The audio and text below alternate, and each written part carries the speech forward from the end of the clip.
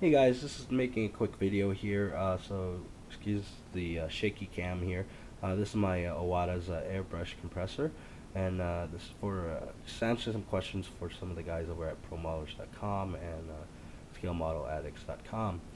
This is my Iwata's Smartjet, and some people asked about what's the difference between a compressor having a tank and a compressor not having a tank, and having the motor constant running and stuff like that. Basically, you can opt not to have a tank. Having a tank is good because two things: it constantly pushes out air, and that is a little that's a thing that you're saying nowadays is if that really matters or not anymore. The other thing is also it cuts down on the motor running time on your compressor, which helps extends its lifetime also. Now, the thing about the motor on the compressor is if you keep it running too long and constantly, one thing it do is it can overheat. Now, some compressors like this one actually has an auto shut off if it does overheat. Some don't, and then before you know it, it overheats. You won't even know it, and then your motor goes down, and you're off to the market to try to get a new compressor to finish your projects or whatever. So here's the Iwata Smartjet. Now, someone asked me how loud it is. It's pretty quiet. Let's turn it on, let it pump up.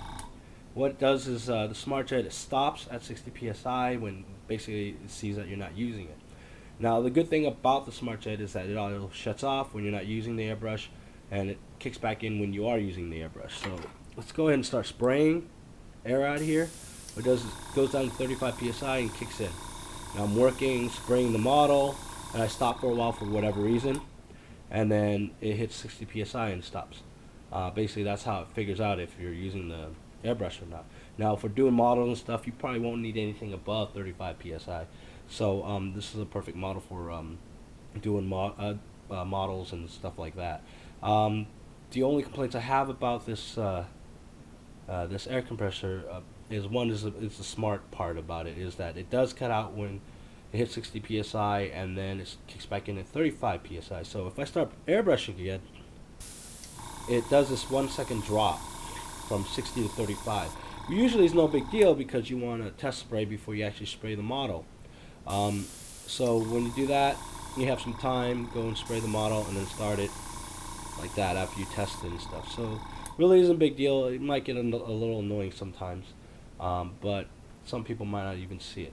The other complaint I have about this model is that the compressor, the regulator that comes with it isn't really a regulator. It's a semi-regulator, I guess. It's really more of a moisture trap than anything.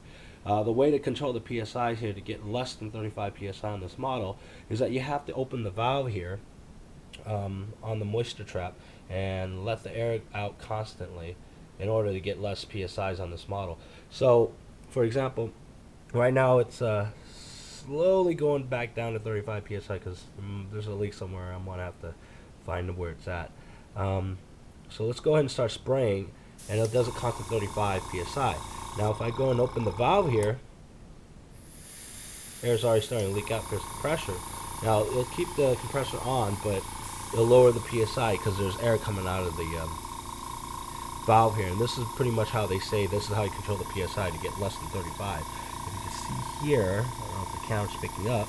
Right now it's running at 20 PSI. So if I open the valve a little bit more and start spraying, get to 10 PSI there, well it's about 12 PSI there. And then if you want less, you keep opening the valve and it gets lower and lower. But basically that's how you control the PSIs on this model, and I'm not really impressed with that. So what I'm going to do is go and get a generic regulator that you see in all these latest model of the compressors and switch it out. So yeah, the tank helps. The other reason when I said, and the first reason about getting a tank was about pulsation problems, but nowadays, back in the old days, back in the old compressor days, the compressors came as a diaphragm engine, and it caused pulsation. So when you're spraying, sometimes you get splutter of paint. Excuse me. So nowadays, most of the compressors you're going to get is piston driven, so it cuts down the pulsation practically to almost nothing. All right, and then some of the regulators, most of the regulators you see that comes with these compressors actually even cuts down the pulsation even more. Okay, and then they do the little smart things like the Iwata here says that Let me turn that off. The leak. So is that this cute little hose here. There's all these twirly things. Uh, Also helps with cutting down the pulsations. I don't know if that's true or not. They're supposed to run through there, cool down before it even gets out of the brush, so it stops pulsations even more.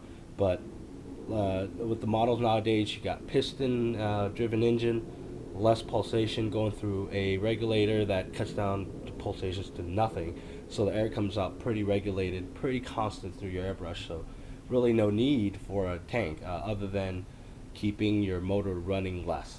And that's pretty much the difference. And maybe preference too. Honestly, I'm going to go ahead and get a tank for this to hook it up to that because I actually can push out more constant PSIs other than 35 out of this baby and make the motor even work even less. But there you go. I hope that helps.